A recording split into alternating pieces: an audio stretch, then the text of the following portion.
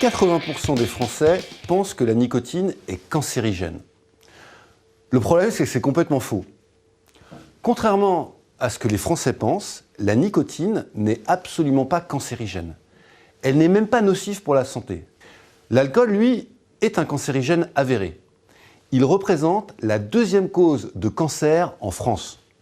Alors rappelons-le une énième fois. Quand vous fumez, ce n'est pas la nicotine qui va vous tuer, c'est la fumée issue de la combustion du tabac. En se consumant, le tabac, et ce serait pareil avec des herbes de Provence, va produire des milliers de substances chimiques dont plusieurs centaines d'entre elles sont cancérigènes.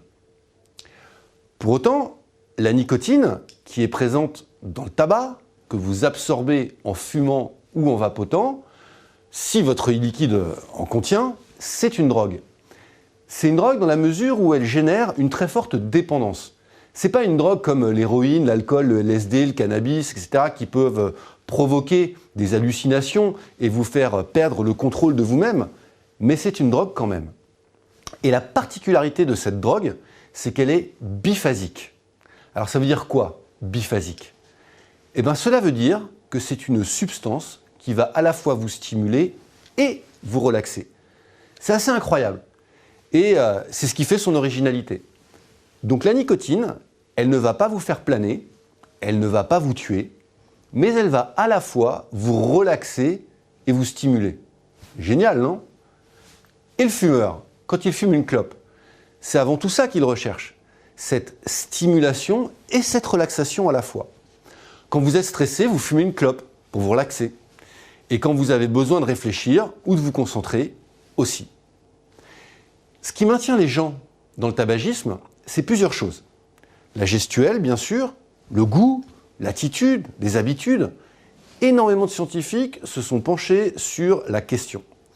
Et les facteurs de dépendance tabagique sont multiples. Ils sont aussi bien comportementaux que psychologiques, sociaux ou biologiques. Et pour chaque individu, la part relative de chacun de ces facteurs est différente. Mais s'il y a bien une chose sur laquelle tout le monde s'accorde, et dont on connaît la part prééminente dans le maintien des comportements tabagiques, c'est la dépendance à la nicotine. La dépendance à la nicotine, c'est le facteur numéro 1 et de loin. Alors si on veut que les gens arrêtent de fumer, il faut avant tout traiter cette dépendance à la nicotine. Cela ne veut pas dire qu'en traitant la dépendance nicotinique, les gens vont arrêter de fumer, car il y a d'autres facteurs qui entrent en ligne de compte, mais cela veut dire que si on ne le fait pas, si on ne traite pas cette dépendance nicotinique, alors on est sûr d'échouer. Du coup, comment traiter cette dépendance nicotinique? Il n'y a pas 10 000 moyens. En fait, il y en a deux. Option 1, vous supprimez purement et simplement cette dépendance. C'est la stratégie la plus radicale, la plus difficile aussi, parce qu'en vie réelle, on se rend compte que cette stratégie marche assez mal. Elle marche d'autant plus mal que nous ne sommes pas égaux face à la dépendance nicotinique. Des généticiens ont démontré que 50% de la dépendance au tabac s'expliquait par des facteurs génétiques. C'est énorme. En gros, vous avez des gens qui développent, pour des raisons génétiques, une dépendance beaucoup plus forte que d'autres à la nicotine. Ce n'est pas de leur faute, c'est leur gène. Cela ne veut pas dire que c'est insurmontable, mais c'est beaucoup plus difficile. L'option 2, c'est le contournement ou la substitution. Au lieu de tenter vainement et sauvagement de vous sevrer de la nicotine, on va vous proposer une manière alternative au tabac d'avoir accès à la nicotine dont vous avez absolument besoin. C'est ce que l'on fait avec les patchs nicotiniques, les gommes à mâcher ou la cigarette électronique. En fait, on vous délivre la nicotine dont vous avez besoin, mais sans toutes les autres saloperies cancérigènes que vous avez dans la fumée de tabac.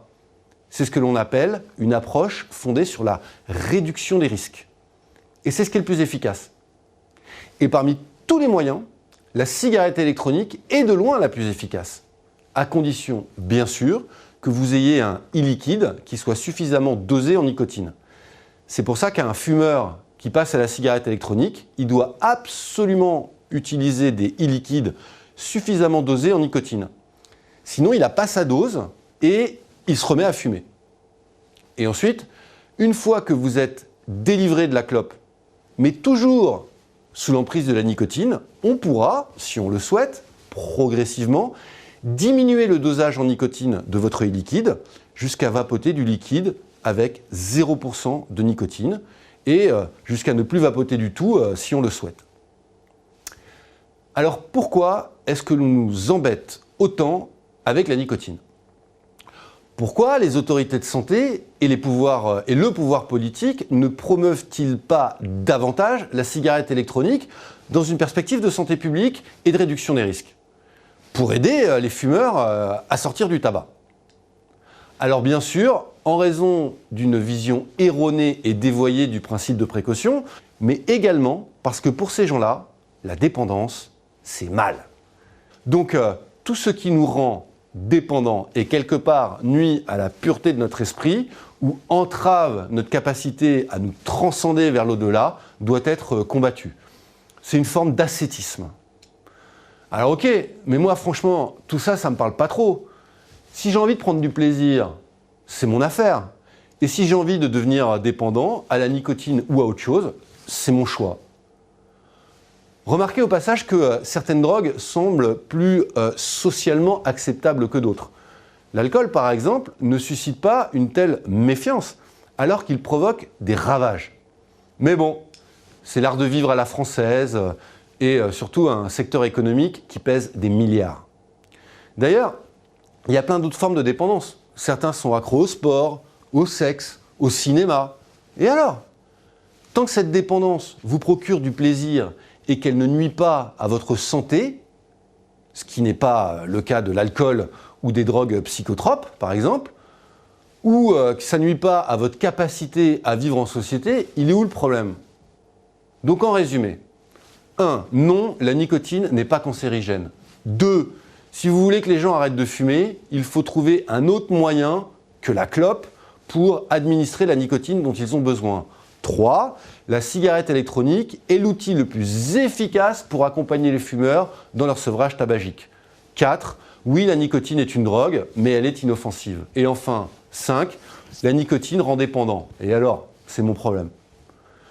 Alors une nouvelle fois, vive la cigarette électronique, l'arme de destruction massive anti-tabac la plus efficace jamais inventée jusqu'à aujourd'hui. Et vive les approches fondées sur la réduction des risques. Merci, ciao.